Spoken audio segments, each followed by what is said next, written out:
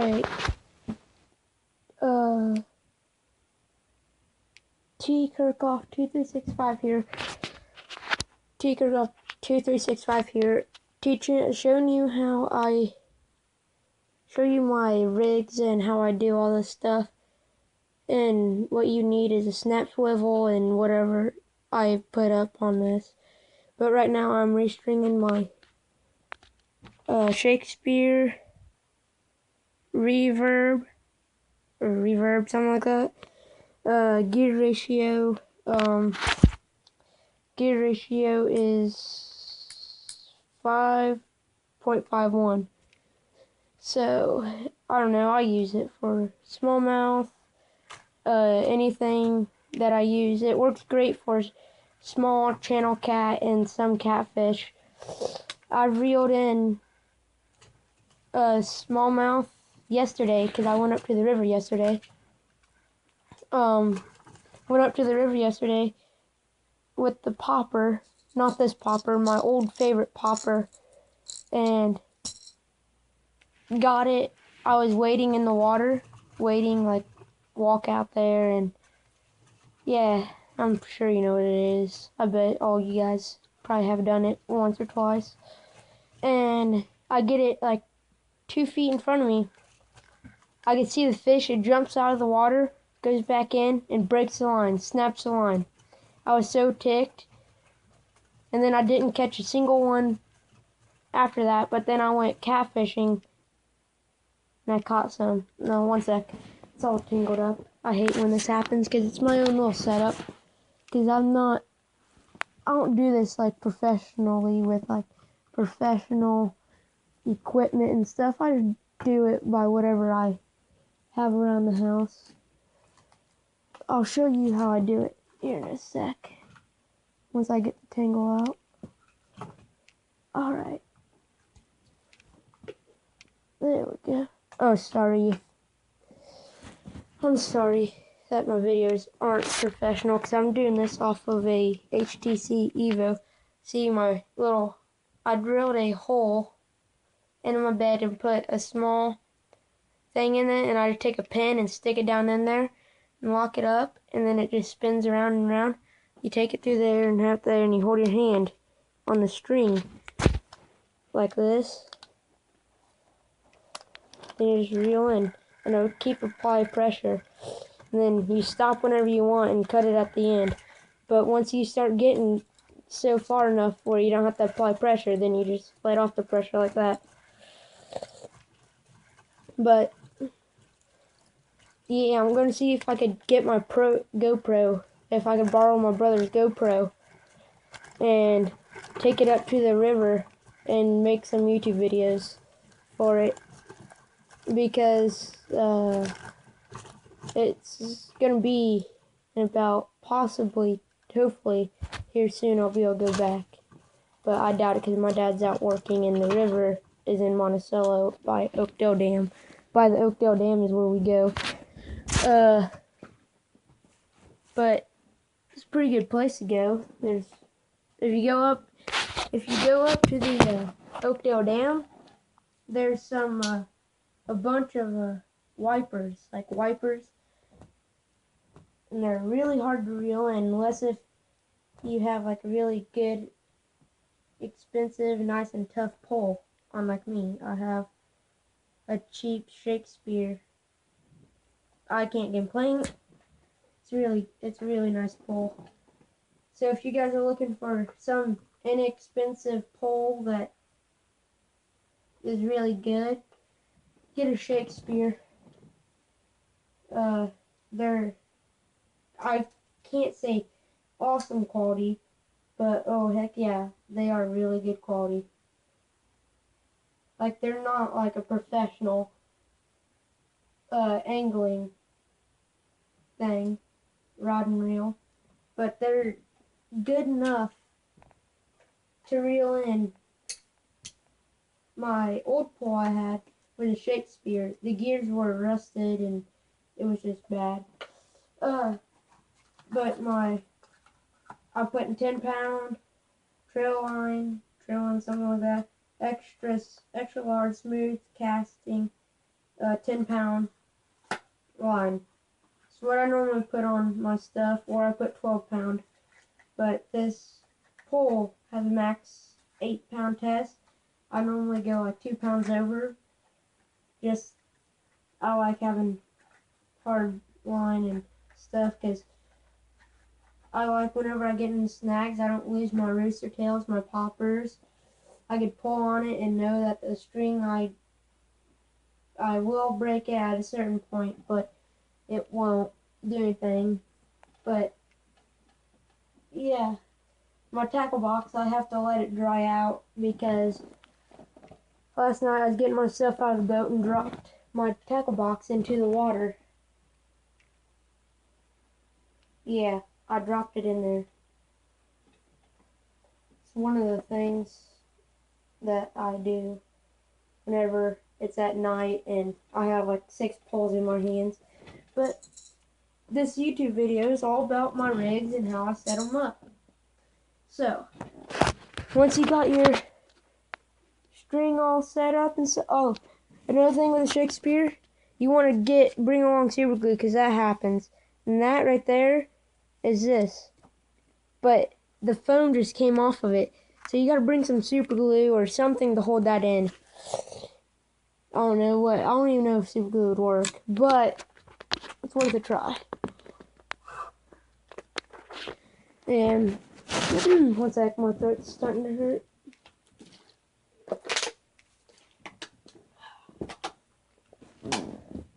Okay. Oh, I'm sorry for the constant blackness because I'm taking this off of a cell phone. It's not professionally camera or anything like that, tripod, so it's going to move around and you won't be able to see, just bear with me. I'll start off with my catfish rigs. Go out and buy yourself a set of these hooks. These are one of my most favorite hooks to use. Besides, they get tangled up like that. See if my other packet has a tangle. Well, they do. I'll just pull off a single hook. They come in hooks. I don't know exactly what the name is, but they get tangled up, and that's the problem. As soon as you get them, you want to open a spot in your tackle box and take them all off, or else this is going to end up what happens. When this ends up, it's so a pain to get undone. But I'll show you. I'll use these for anything. When I go up to the river, they have... Here, I'm trying to get it up to a black thing so you can see. Maybe yellow would work better. They have like a bend in them. And then it's not all completely straight.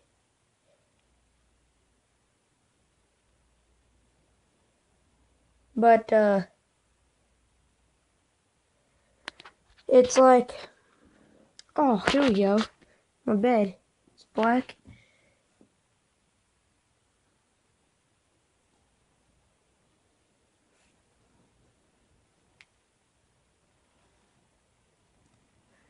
But yeah, these are awesome for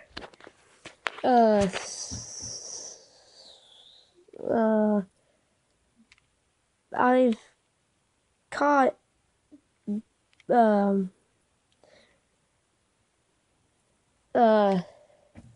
we catch catfish, catfish. What else did we catch last night? Oh no, we catch a bunch of stuff with them. They're really good hooks. And then these are, I don't know what ounce or whatever, but they're these, about the size of my fingertip. I'm 13-year-old. I think they're like 6 ounce. I don't even know if it's 6 ounce. Well, it's some ounce, but what we do is we put 1 or 2 on it, just depends on how bad the current is. And then underneath them, we just put one of these small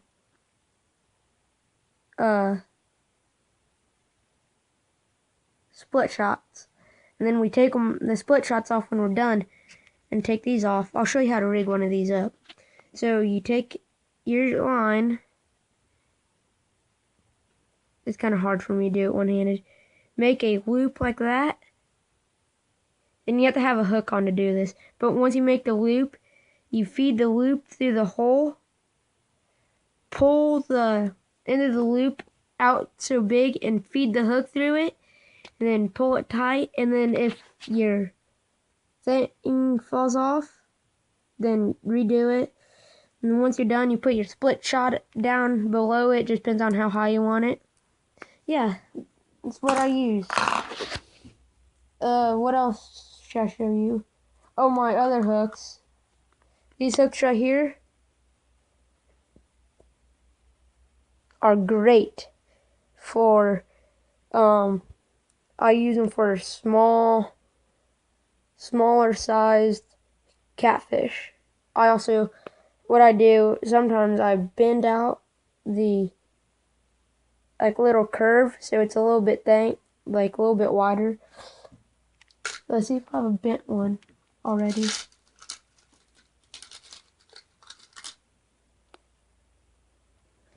Just bend it out like that.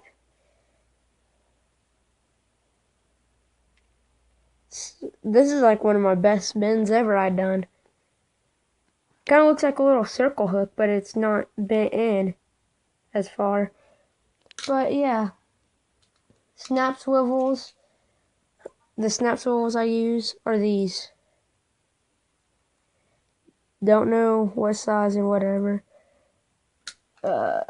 They work great for whatever you want to do. Let's go on to my rooster tails.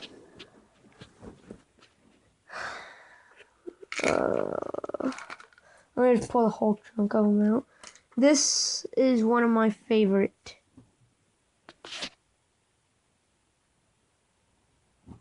It's still wet.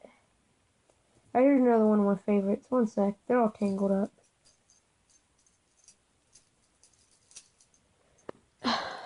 God. Got a big mess. So, let's see here. Pull this one up. It's a big mess.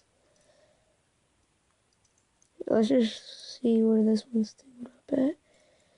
Oh. I use these. I just tried them out not too long ago. Didn't really catch much off of them. But I bet they'd work on certain conditions. I'll lay out all my rooster tails.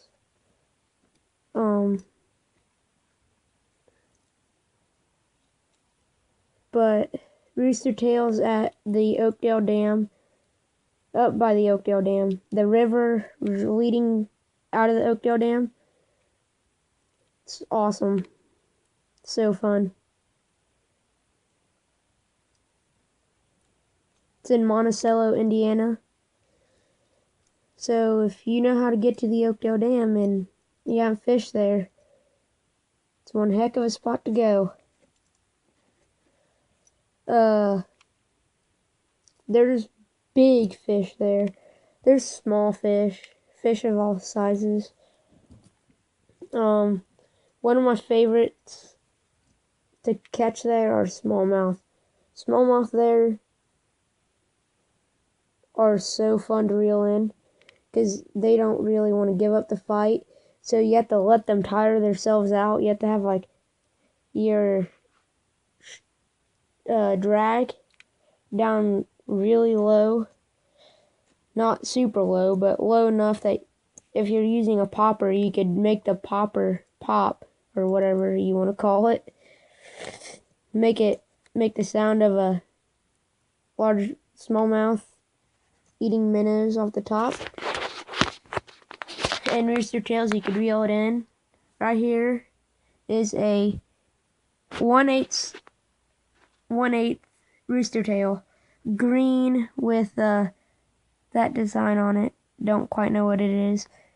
Works great at night. You can catch some walleye off of it. This is If you guys ever heard of a Sauger or Saugai, this is what I caught it off of. Right here. The Sauger or Saugai. I don't remember how to actually say it. Sauger or Saugai. Something like that. That's what I caught this one off of. Really good meat. It's green with dots. One sec, it's focusing. There we go. This is another 1/8 scale, or whatever you want to call it. Right here's another one of my favorites. It's got a tiger stripe on it.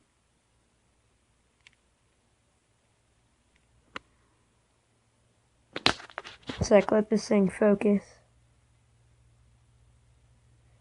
Tiger stripes, tiger stripes thing. It's a 1/8 scale also. I kind of favor 1/8 scale. But one of my favorites are the whites. The whites work amazing, especially this one. It's a 1/16, if that's right. Yeah, 1/16. Fairly small.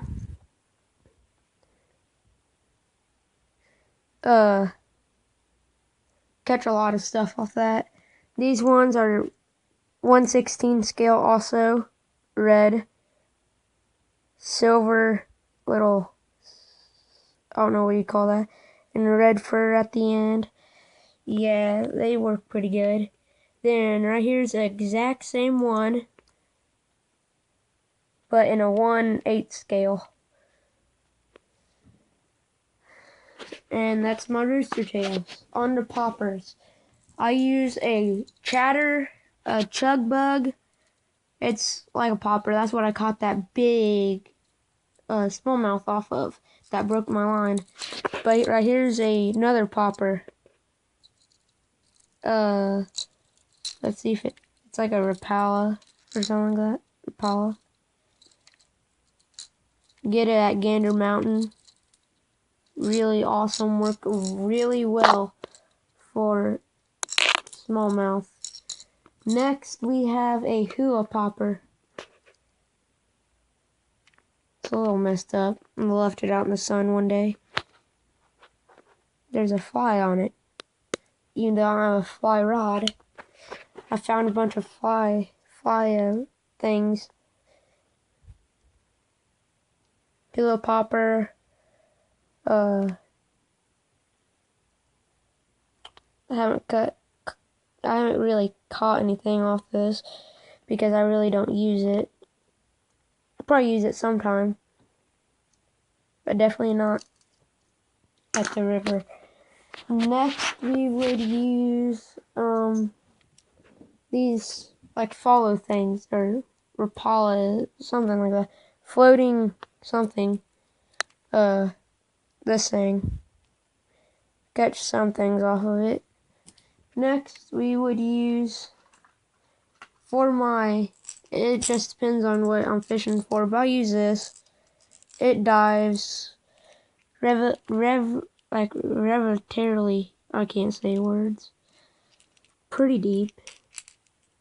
For a largemouth, Bass Stopper is the way to go, especially the original plain colored brown one. Then we have some grubs. Some more grubs. What else do we have in here? I'll show you how to rig up some of this stuff. Frogs. Some worms. Let me flip my tackle box over.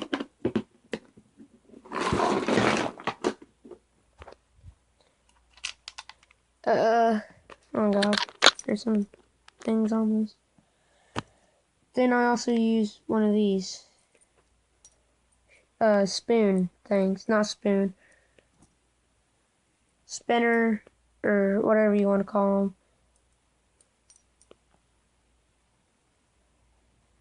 Not my favorite color.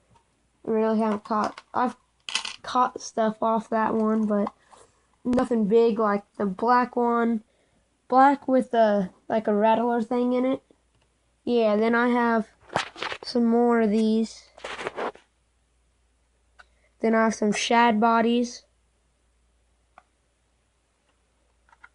Glow sticks. Beacon things. These things work amazingly well for night fishing. And that's about it. Some bobbers. Nothing much, really. This is tackle box that I use on certain occasions for the river and stuff.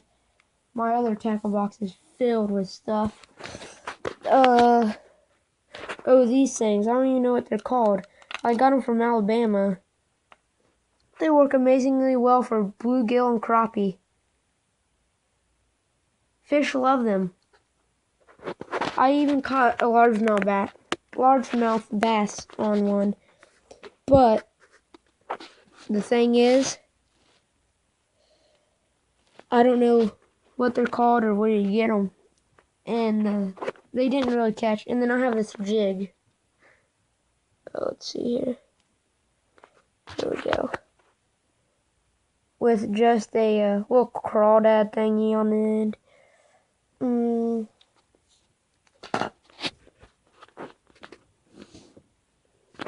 And this right here, it's bass hook though. Works really well. I used it one time for catfish, and I don't know what poundage it was, but it was a pretty good sized catfish. And right here's how I rig up my things.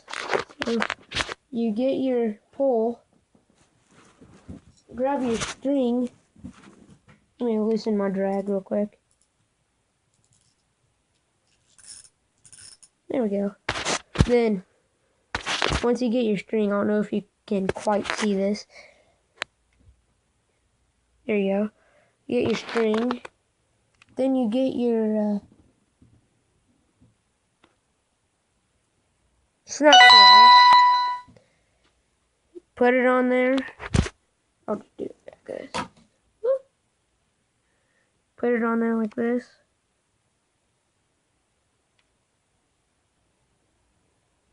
Put it through the loop. Twist it 5 times. Make it that. Twist it 5 times. 1, 2, 3, 4, 5. Then you take your end of your line, that line right there, put it through the hole, pull it tight. You end up with a knot. But then what I do, I put a couple of knots, like the very first step of tying your shoe. You know, I don't wear shoes. I wear boots. They don't tie. Like that. Another one like that. So right there's one knot, and you want to do 2 of them. And done. Then you take your scissors, just old house scissors. I used to have an expensive pair of scissors, and cut about that much string off.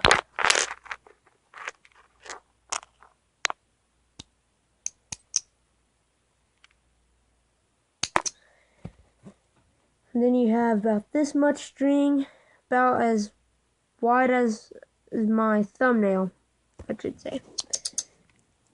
Once again, I'm 12, 13, going into 13. I'm going to be 13 in August 23rd, and it's August something right now. I have a week. Well, tomorrow's Monday, so I'd have 5 days, because my birthday's Friday. Then what you want to do, let me check my time, 24 minutes. Then I will show you how I hook my hula poppers. You take your snap swivel, it's already opened. You put it through turn it around and then snap it. It's really hard to do. There you go. Then it should be upside down. When it's upside down like that, whenever you cast, your first treble hook right here won't get caught up in here, because when it's upside down like that, it won't bend down enough to get like that. See, it's not gonna bend down enough to get caught. But when it's right side up, let me turn it right side up. There we go. Now watch, it's right side up. Ow. Then it just gets caught right up in there.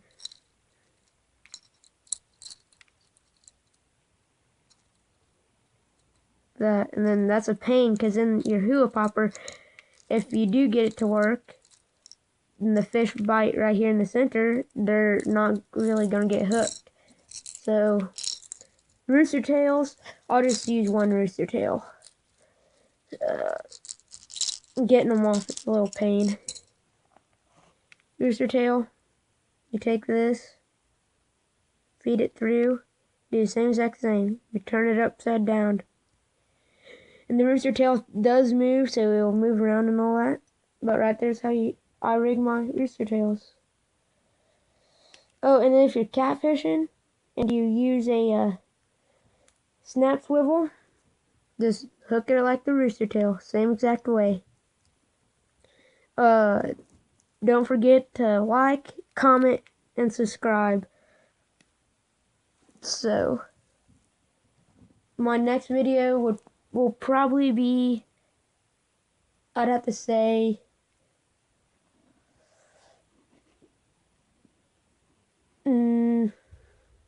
probably another thing about fishing. Comment what you want about it later.